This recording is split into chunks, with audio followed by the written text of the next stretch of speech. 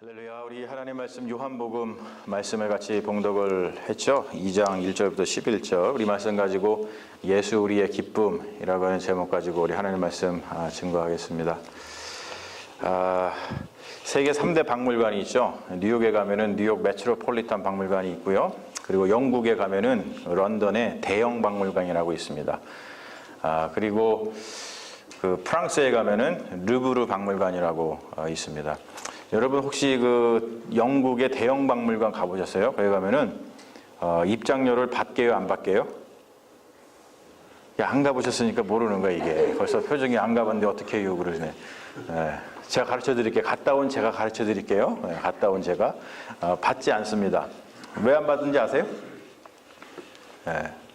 받으면은 나쁜 놈이지. 왜냐면 대형 박물관 가면요, 거기는 다 그 유물들이 다 훔쳐온 거거든요.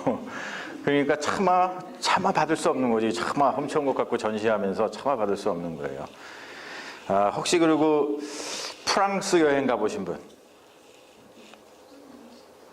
자신 있게 손 드세요. 뭐 프랑스 갔다 온 거 잘못됐나? 뭐 그냥 죄 지은 것처럼 뭐 그래요. 프랑스 안 갔다 오신 분들, 프랑스 여행 꼭 가시기를 주님의 이름으로 축원합니다. 이게 아멘 해야지 주님이 복 내줘가지고 프랑스 여행 갈 수 있어요. 가시기를 축원합니다.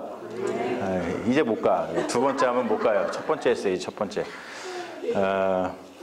프랑스 가면요, 루브르 박물관이 있잖아요. 거기에 가면은 16세기의 화가 베로세네라고 하는 아주 유명한 화가가 그린 가나의 혼인잔치라고 하는 그림이 있습니다. 준비해 왔습니다. 보시죠. 저게 가나의 혼인잔치입니다. 근데 사실은 이게 이제 그 베로세네라고 하는 분이 베네치아, 이탈리아의 베네치아에 사실은 화가라 베네치아 풍으로다가 그린 거예요. 그래서 저기에서 무슨 성경에 있는 가나안의 그 가나의 갈릴리에 있는 가나의 어떤 풍경을 볼 수 있는 것은 아닙니다. 그런데 저 그림이요, 굉장히 여기서 나타나진 않지만은 루브르 박물관에 걸려 있는 그림 중에 가장 큰 그림입니다. 무려 가로가 9m고요, 세로가 6m입니다. 그런데 정말로 특이한 것은 뭐냐면 이렇게 큰 그림인데도 불구하고 루브르 박물관에서 저 그림을 사람들이 잘 주목을 못하고 그냥 지나치는 경우가 많이 있습니다. 왜 그런지 아세요? 루브르 박물관을 못 가봤으니까 모르시는 거예요. 가르쳐 드릴게. 뭐냐면 가시면은 루브르 박물관에 저 그림이 있는데 그 맞은편에, 딱 맞은편에 뭐가 있냐면요, 그 유명한 레오나르도 다빈치의 모나리자가 있습니다. 근데 여러분, 모나리자가 어떤 그림이냐면 루브르 박물관에서 걸려있는 그림 중에 제일 작은 그림이에요. 그런데 사람들이 그게 너무 유명하니까 그거 보니라고 뒤쪽에 있는 가장 큰 그림을 그냥 지나친다는 것이죠.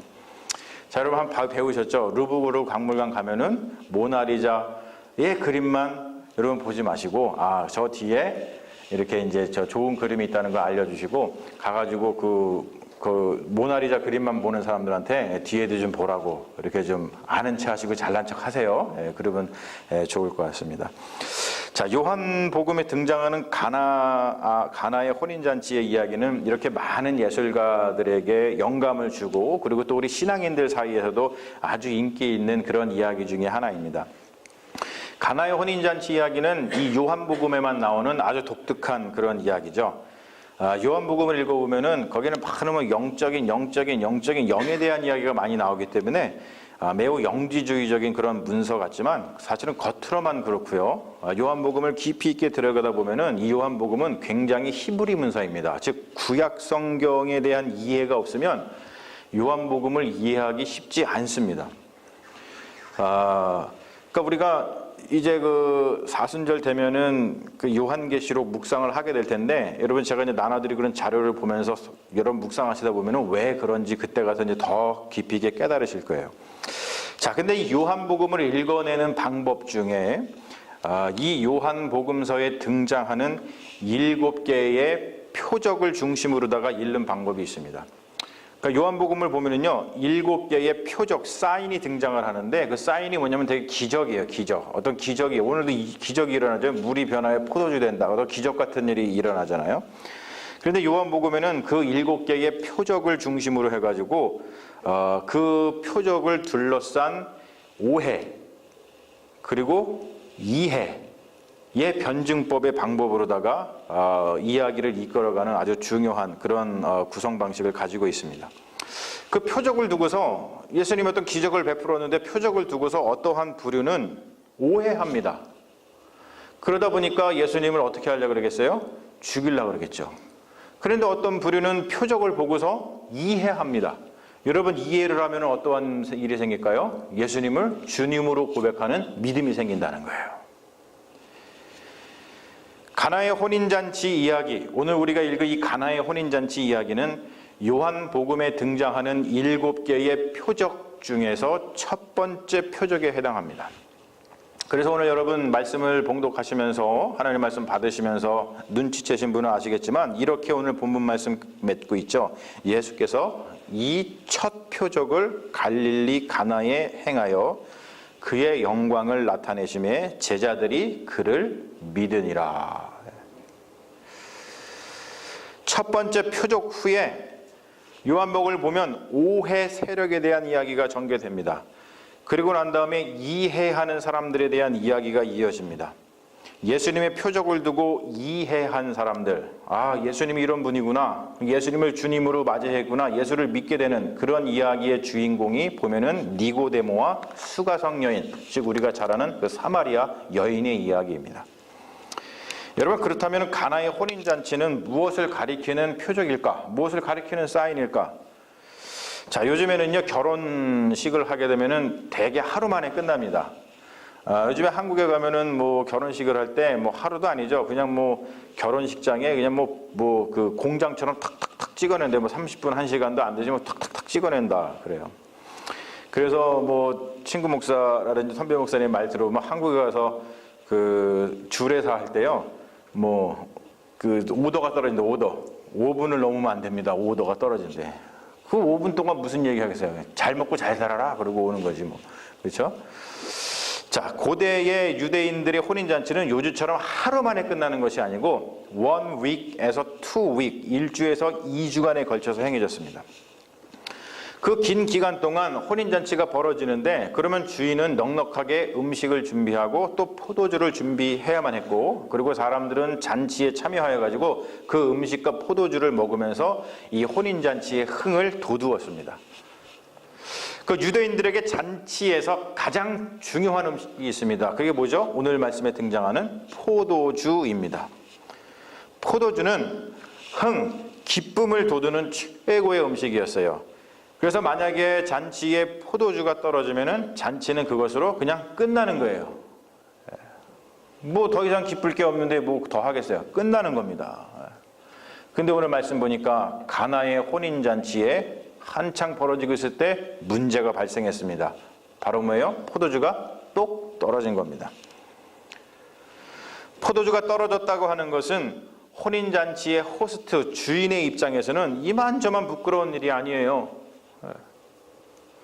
그렇다고 지금처럼 뭐 물류 공급이 빠른 시절이 아니니까 뭐 갑자기 어디서 포도주를 구해올 수 있는 그런 상황도 아니죠. 굉장한 위기를 맞이한 것입니다.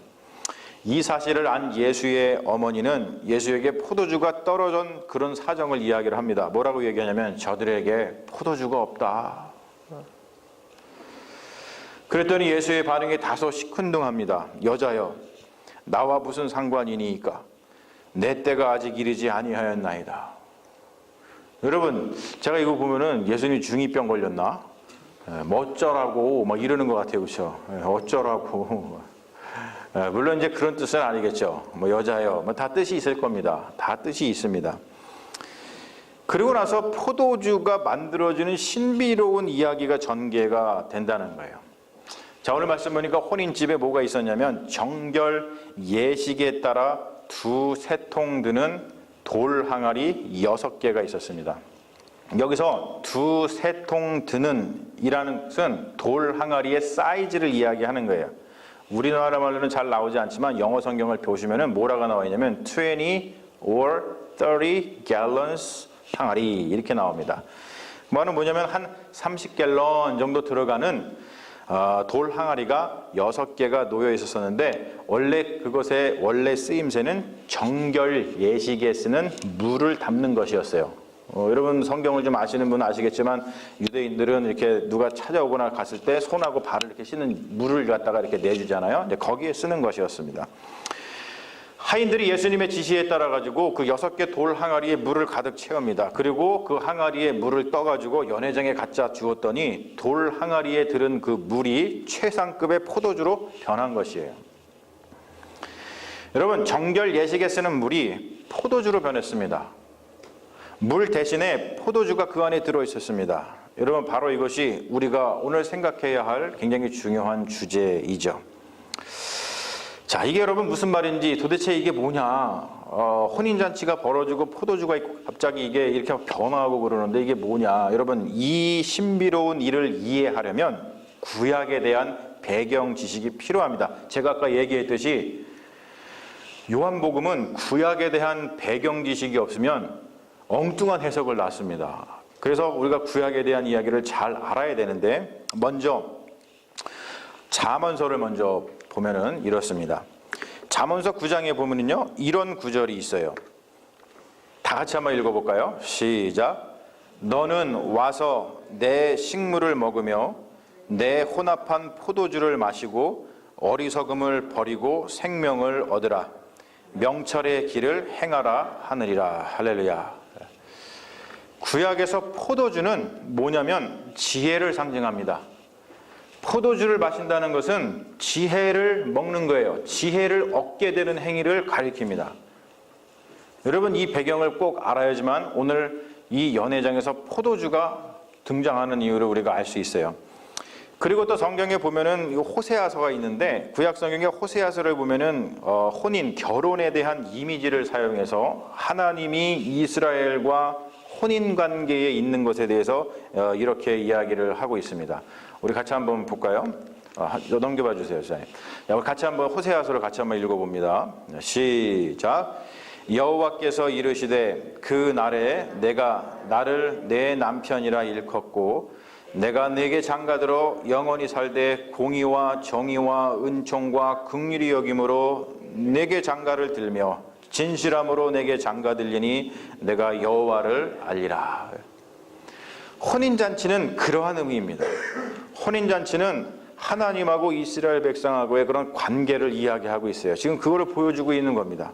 그리고 우리가 아모스서라든지 요엘서에 보면은 풍부한 포도주에 대한 이야기가 나오는데 이 풍부한 포도주, 오늘도 보면은 포도주가 넘쳐나잖아요. 예수님으로 인해서 풍부한 포도주는 이스라엘의 회복을 의미합니다. 먼저 우리가 요엘서의 말씀을 보죠. 같이 한번 볼까요? 이건가요? 아닌데. 맞습니다. 시작. 그날에 산들이 단 포도주를 떨어뜨릴 것이며 작은 산들이 젖을 흘릴 것이며 유다 포도 시내가 물을 흘릴 것이며 여호와의 성전에서 샘이 흘러나와서 시딤 골짜기에 대리라. 자, 그 다음 거 한번 넘겨보세요. 집사님 한번 넘겨봐 주세요. 그 다음 거는 아모스서의 말씀인데 이런 말씀입니다. 같이 한번 읽어볼게요. 또 내가 내 백성 이스라엘이 사로잡힌 것을 돌이키리니 그들이 황폐한 성읍을 건축하여 거주하며 포도원들을 가꾸고 그 포도주를 마시며 과원들을 만들고 그 열매를 먹으리라. 그럼 보이시죠? 포도주가 등장하고 포도원이 등장한다는 것은 뭐라고요? 회복을 의미하는 거예요. 회복. 하나님으로 회복해 주시는 거예요. 그리고 또 한 가지 우리 구약 성경 중에서 아주 중요한 이사야서를 보면은 거기에 하나님께서 사람들을 초대하시는 초대장이 배포되는 것을 우리가 볼 수 있어요. 이 말씀도 중요하니 같이 한번 읽어볼까요? 시작. 오호라 너희 모든 목마른 자들아 물로 나아오라. 돈 없는 자도 오라. 너희는 와서 사 먹되 돈 없이 값 없이 와서 포도주와 젖을 사라. 하나님께서 지금 뭐라 그러냐면 와가지고 포도주를 마셔라. 값 없이 돈 없이 와서 이 포도주를 마셔라 라고 초대를 하고 있어요. 그리고 나서 이사야 선지자가 이어지는 이야기는 너무나도 중요한 이야기가 선포되는데 그 다음 것까지 한번 읽어보도록 하겠습니다. 시작. 너희가 어찌하여 양식이 아닌 것을 위하여 은을 달아주며 배부르지 못할 것을 위하여 수고하느냐. 내게 듣고 들을지어다. 그리하면 너희가 좋은 것을 먹을 것이며 너희 자신들이 기름진 것으로 즐거움을 얻으리라. 할렐루야. 여러분, 우리가 지금 살펴본 구약의 말씀을 토대로다가 가나의 혼인잔치를 재구성하면 이 이야기는 이러한 의미를 가지고 있는 거예요. 아까 제가 말씀드렸듯이 혼인잔치에 대한 설정은 하나님과 그의 백성들 사이의 언약 관계를 이야기합니다. 하나님 우리를 너무나 사랑하세요. 우리를 사랑하시는 하나님은 우리와 결혼을 하고 싶어 하십니다. 언약 관계를 맺고 싶어 하십니다. 그런데 그 혼인잔치에 포도주가 떨어졌습니다. 없습니다. 이것은 뭐냐면 그 언약에 충실해야 할 하나님의 백성의 생명력 없는 신앙을 이야기하는 거예요. 하나님과의 관계 속에서 기쁘고 즐거워야 되는데 기쁨이 없다는 거예요. 생명력을 잃었어요, 신앙이. 여러분, 그러한 상태의 예로, 생명력 없는 신앙의 상태의 예로 첫 번째 표적인 가나의 혼인잔치 이후에 나오는 오해와 이해의 이야기에서 그 이야기가 확장이 되는데, 생명력 없는 신앙은 세 가지 형태로 전개가 되는 것을 볼 수 있어요. 첫 번째 뭐냐면 성전 정화 사건입니다. 이 사건 이후에 보면 성전 정화 사건이 나오는데 예수를 대적하는 형태가 나와요. 가나의 혼인잔치 이후에 예수님은 성전을 정화하는 일을 하는데 생명력이 없는 신앙을 가진 사람들은 예수에게 거세게 항의를 합니다. 그러면서 그 예수님께 표적을 보이라 그래요. 너가 도대체 무슨 표적을 가지고 있길래 이렇게 와가지고 이 성전을 정화하느냐? 근데 여러분, 표적이 없습니까? 지금 가나의 혼인잔치에 표적이 있잖아요. 그럼에도 불구하고 그들은 믿지 못하고 오히려 표적을 보여달라고 거세게 항의를 하고 있습니다. 두 번째, 생명력 없는 신앙의 형태는 니고데모에서 나타납니다. 우리가 니고데모 잘 알죠? 니고데모는 굉장히 학식 있는 사람이었어요. 굉장히 세련된 사람이었습니다. 아주 경건한 종교인이었습니다.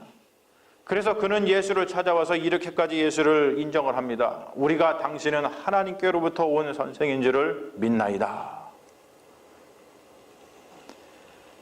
그런데 니고데모에게는 한 가지 없는 게 있었어요. 경건한 신앙임에도 불구하고 뭐가 없었죠?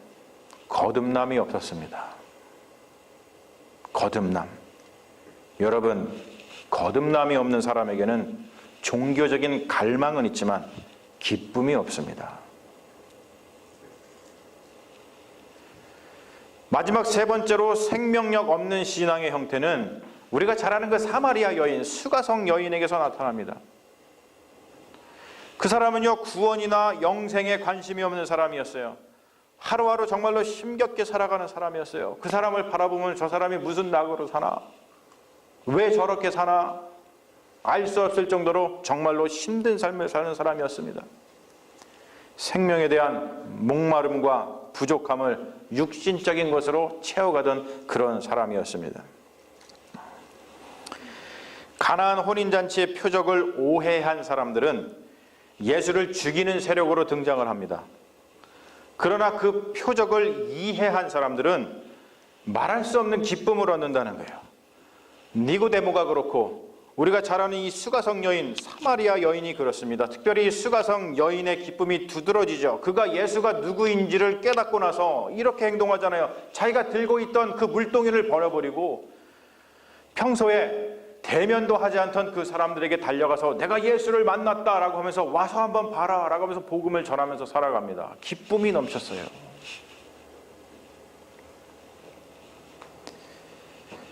기쁨이 없어서 남의 눈을 피해서 죽을 것처럼 살았던 사람이 기쁨이 넘쳤다는 거예요. 예수를 만났더니.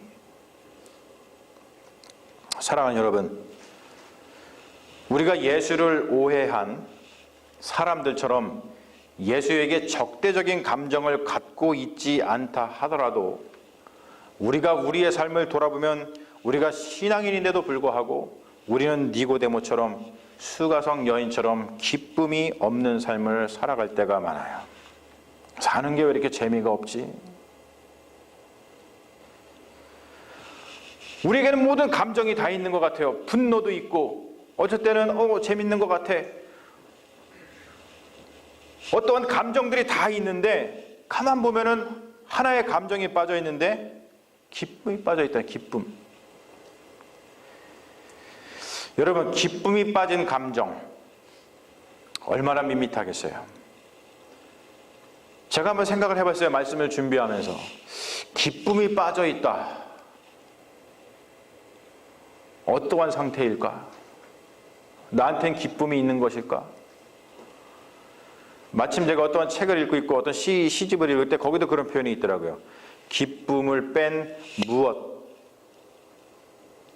기쁨이 빠져 있는 거예요. 삶에서 기쁨을 빠지면 우리가 흔히 하는 말로 김 빠진 콜라, 안고 없는 찐빵, 무엇보다도 여러분 오늘 혼인잔치에서 무엇이 없다? 포도주가 없는 거예요. 포도주가.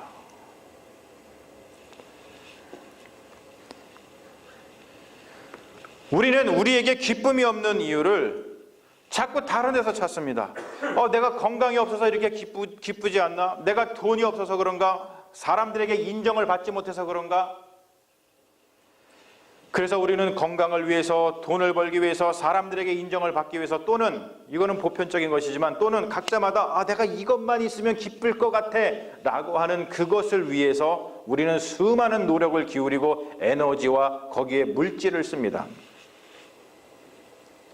그러면서 여러분, 우리가 신앙인으로서 우리가 기쁨이 없는 가장 기본이 되는, 근본이 되는 이것에 대해서는 잘 생각하지 않아요.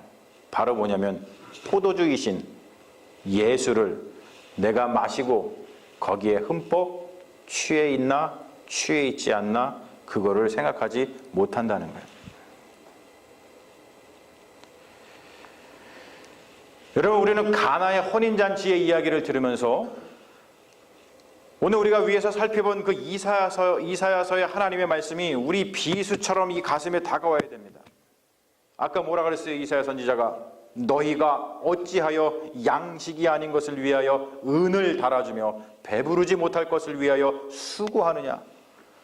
기쁨을 얻고자 은을 달아주고 기쁨을 얻고자 수고하는 그 모든 일이 결국 나에게 기쁨을 주지 못합니다. 그러다 보니까 우리는 더 절망하고 기쁨에서 멀어진다는 거예요.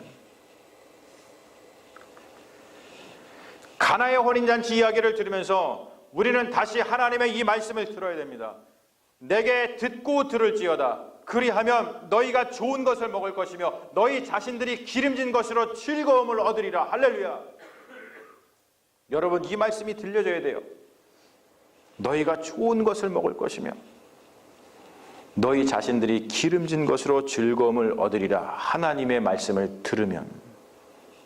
여러분, 이 말씀이 무엇입니까? 아하, 그렇구나. 우리가 포도주를 마셔야 되는구나. 예수가 포도주구나. 포도주인 예수를 마시면 흥이 넘치겠구나. 기쁨이 넘치겠구나. 예수가 기쁨이구나. 여러분, 이러한 깨달음이 우리에게 있어야 된다는 거예요. 할렐루야. 예수는 우리가 기쁨이라고 생각하는 것들을 이루어주는 분이 기도합니다. 물론 여러분, 우리가 건강이 없을 때 주님 건강 주세요. 그럼 주님께서 건강 주셔요. 주님 우리에게 돈 주십니다. 주님 우리에게 좀 명예를 좀 주세요. 주님께서 명예 주십니다. 그지만 여러분, 예수는 우리가 기쁨이라고 생각하는 바로 그것을 주시는 분이기도 하지만 더 중요한 것은 뭐냐면 예수 자체가 기쁨이라는 거예요. 할렐루야. 예수 자체가 기쁨입니다. 그러므로 가장 지혜롭고 가장 큰 기쁨을 누리는 사람은 예수에게 무엇인가를 이루어 달라고 기도하는 것, 간구하는 것을 넘어서서 예수 자체가 기쁨인 것을 알고서 기쁨의 포도주인 그 예수 그리스도를 날마다 마실 줄 아는 그 사람이 가장 행복한 사람이라는 거예요.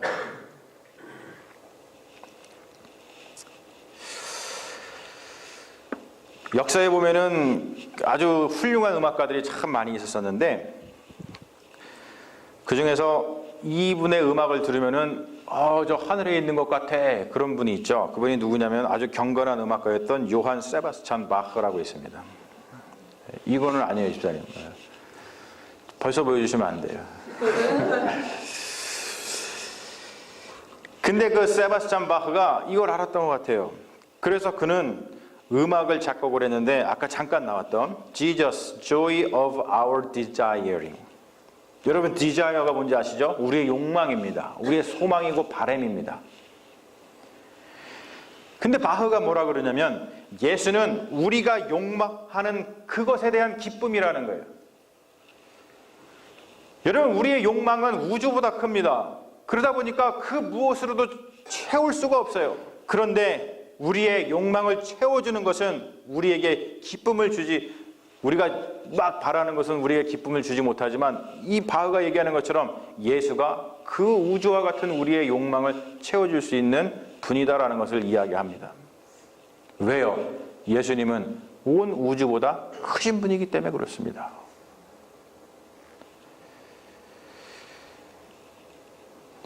포도주인 예수를 값없이 아주 실컷 마셨던 사도 바울은 감옥에 갇혀 있었는데도 불구하고 기뻐했습니다. 우리가 잘 알다시피 사도 바울이 쓴 서신도 중에 옥중서신이라고 있습니다. 감옥에서 쓴 편지라는 뜻이에요. 감옥에서 쓴 편지 중에 대표적인 게 뭐죠? 빌립보서입니다. 그 빌립보서에 보면요, 기쁨으로 가득 차 있어요. 지금 감옥에 있는데 감옥에 갇혀 있으면서 그는 왜 기뻐할 수 있는가? 사도 바울이 뭐라 그러냐면 빌립보서에서 주 안에서 항상 기뻐하라.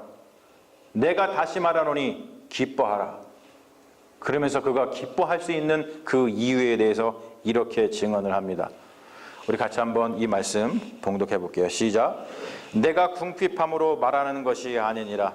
어떠한 형편에서든지 나는 자족하기를 배웠노니 나는 비천에 처할 줄도 알고 풍부에 처할 줄도 알아. 모든 일 곧 배부름과 배고픔과 풍부와 궁핍에 처할 줄 아는 일체의 비결을 배웠노라. 내게 능력 주시는 자 안에서 내가 모든 것을 할 수 있느니라. 아멘. 내게 능력 주시는 자 안에서 내가 모든 일을 할 수 있느니라. 이것은, 이 고백은 기쁨의 능력을 이야기합니다. 어떠한 상황에서도 나는 기뻐할 수 있다. 왜? 기쁨 자체이신 예수 그리스도를 날마다 마시면서 그로 인해서 취해 있으니까. 여러분, 이것은 우리 인생이 나아가야 할 지향점인 줄로 믿습니다. 우리 인생의 돌파구는 건강해지고 돈 많이 벌고 사람들에게 인정을 받는 데 있지 않아요. 물론 여러분, 건강하시고 돈 많이 버시고 사람들에게 인정받으시기를 주님의 이름으로 축원합니다. 할렐루야, 축원합니다. 하지만 우리 인생의 궁극적인 돌파구는 거기에 있지 아니하고 우리 인생의 돌파구는 기쁨이신, 그 기쁨 자체이신 예수 그리스도를 날마다 마셔서 우리가 예수에 취해 사는 데에 있다는 것을 말씀드리고 싶어요.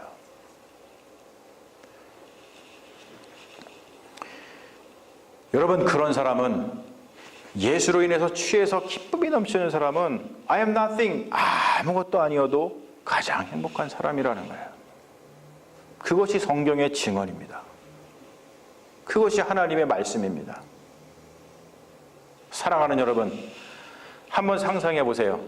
지금 여러분들은 가나의 혼인잔치에 와 있습니다. 초청받았어요. 와서 값없이 마시라. 마음껏 마시라.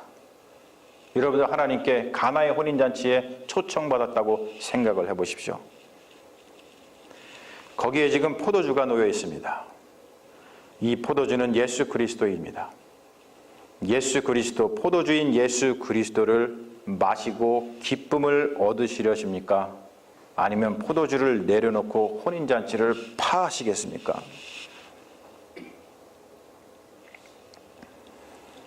사랑하는 여러분, 기쁨 자체이신 포도주이신 예수님을 마시기를 주님의 이름으로 축원합니다. 예수는 우리의 기쁨입니다. Jesus, Joy of Our Desire. 여러분, 제가 이 곡을 연주할 때 여러분 상상해 보세요. 제가 지금 말씀드렸듯이 내가 지금 가나의 혼인잔치에 와 있다. 내가 지금 예수 그리스도를 마시고 있다. 예수 그리스도를 마시자. 여러분 상상하면서 이 연주를 한번 감상해 보십시오.